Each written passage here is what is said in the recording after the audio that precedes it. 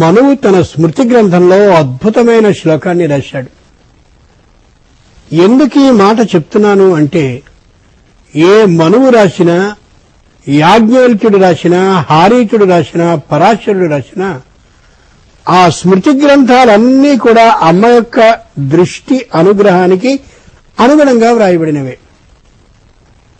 మొట్టమొదటిది మనువులో రాసిబడినటువంటి శ్లోకం, పితా రక్షతి కౌమారే భర్తా రక్షతి యౌవనే పుత్రస్తు వార్ధకే వర్షే నా స్త్రీ స్వాతంత్ర్యమర్హతి. శ్లోకానికి పై అర్థాన్ని చూద్దాం. పితా రక్షతి కౌమారే, వివాహం అయ్యేంత వరకు ఉండేటటువంటి కాలం ఏదో అంతవరకు కూడా తండ్రి జాగ్రత్తగా రక్షించాలి ఆడపిల్లని. భర్త రక్షతి యౌవనే, సంతానం కలిగి సంతానం పెద్దదై తల్లి యొక్క బాధ్యతని రక్షణని చూడగలిగిన స్థాయి వచ్చే వరకు భర్త రక్షించాలి.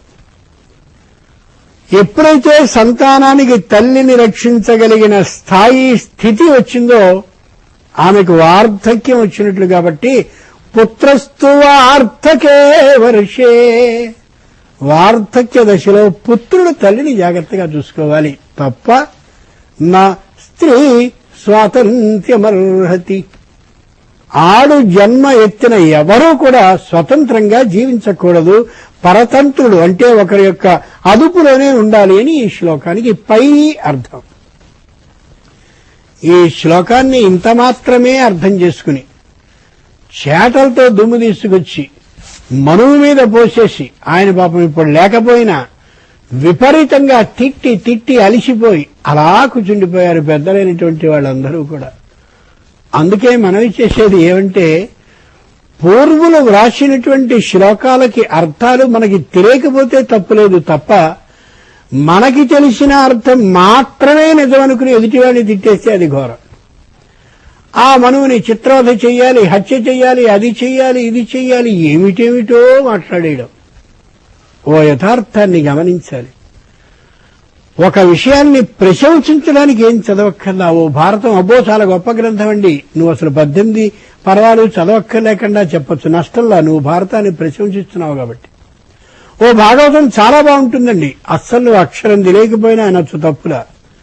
కానీ ఏ పూర్వపు గ్రంథాలని కాదు అని అనాల్సి ఉన్నావో నువ్వు, అలాంటి ఆలోచన నీకు కలిగితే కాదు అనడానికి చాలా బాగా చదువుకుని ఉండాలి బుద్ధిగానే ఉన్నట్లయితే. ఏ విషయాన్నైనా కాదు అని ధైర్యంగా వ్యతిరేకించాలంటే, దుర్విమర్శగాని చెయ్యాలి అని అంటే బాగా ఆలోచించి చెప్పాలి తప్ప ఊరికే అబ్బాయి భారతం అంతా ఏదోనండి, రామాయణం అంతా ఏదోనండి, భాగవతం అసలు అనవసరం అండి అనకూడదు. అలా అనగలిగిన సత్తా ధైర్యము రావాలంటే ఖచ్చితంగా 1,25,000 శ్లోకాల భారతంలో 25,000 శ్లోకాలైన వ్యాస భారతం నీకు రావాలి. అలాగే నన్నయ్య తిక్కిన ఎర్రన భారత రచన ఏదైతే ఉందో ఆ భారతంలో కనీసం కవికి 1000 పద్యాలైనా నీకు తెలిసి ఉండాలి.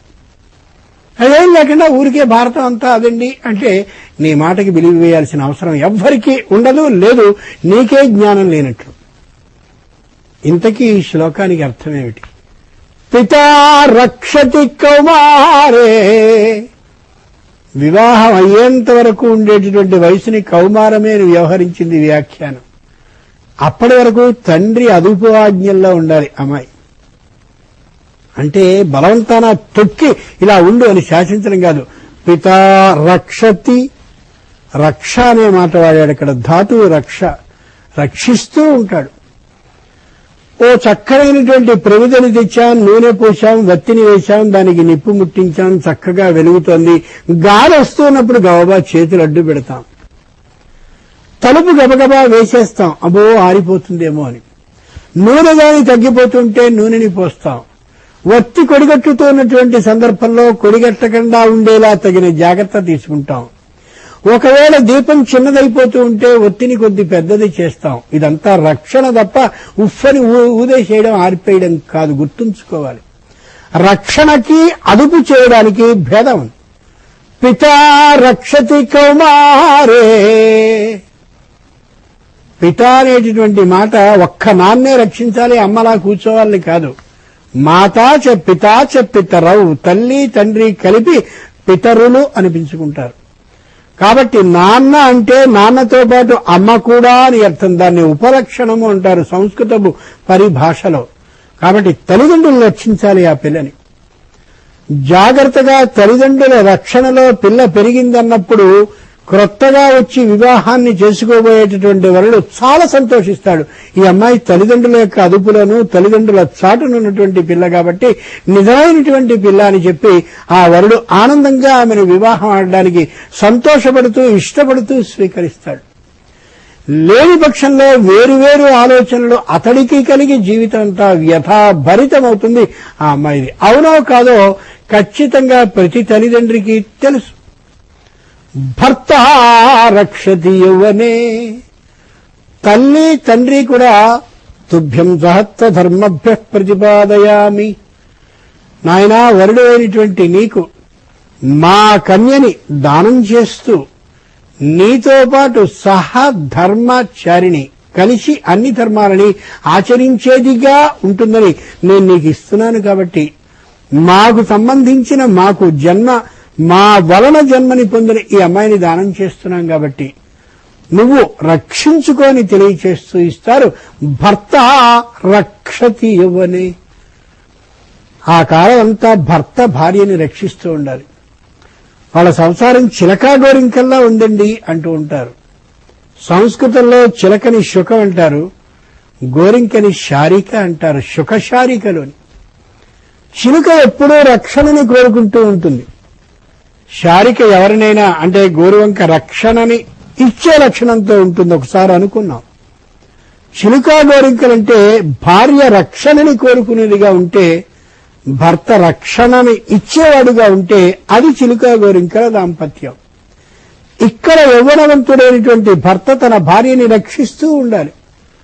ఏ విధమైన అవమానాలు జరగకుండా, ఏ విధమైన సూటిపోటి మాటలు లేకుండా, ఏ విధమైన నిందలు కలగకుండా, వచ్చిన సందర్భంలో జాగ్రత్తగా ఆలోచించి వాటిని మనస్తాపానికి గురి కలిగే విధంగా అమ్మాయికి లేకుండా చేస్తూ భర్త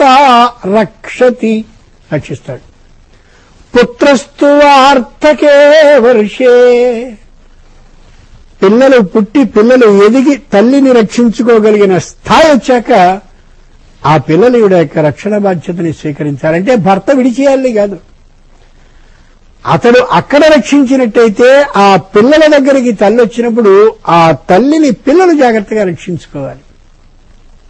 3 చోట్ల రక్ష రక్ష రక్ష అనే మాటే ఉంది తప్ప నస్త్రీ స్వాతంత్ర్యమర్హతి. స్త్రీలకి స్వతంత్రత లేదు అంటే అదుపాజ్ఞలలో తొక్కివేయబడవలసినటువంటి జాతి స్త్రీ జాతి అని అర్థం మాత్రం కాదు. రక్షించడము అంటే కష్టం కలగకుండా ఉండడం అని అర్థం. లోకంలో ఇత్తడి బిందెని కొనడం కోసం వీధిలో ఉన్న వాళ్ళందరినీ పరామర్శించి ఎలాంటి బిందెని కొనుక్కోవాలని అడిగే బుద్ధిహీనురాలు ఎవరూ ఉండరు. అదే ఒక బంగారపు నగనో చిన్న ఉంగరాన్నో కాని కొనుక్కోవలసి వస్తే జాగ్రత్తగా 1-2 అడిగి మరీ వెడతారు. అలాగే పెద్ద ఇత్తడి బిందెని ఎక్కడైనా పడేస్తారు. బంగారాన్ని అయితే ఓ పెట్టెలో పెట్టి దాన్ని మరో చోట పెట్టి దానికి తాళం వేసి రక్షిస్తారు. రక్షణ అంటే అది. అలా స్త్రీ అతి పవిత్రమైనటువంటి వస్తువు కాబట్టి, యోగ్యురాలు పూజ్యురాలు కాబట్టి, పిల్లలని పెంచగలిగిన శక్తిమతి కాబట్టి, పిల్లల్ని కని వంశాన్ని ఉద్ధరించగలిగిన శక్తిమతి కాబట్టి ఆమెని రక్షించుకోవాలని శాస్త్రం తప్ప స్వాతంత్ర్యం లేదని చెప్పడం నిరసించడం కాదు.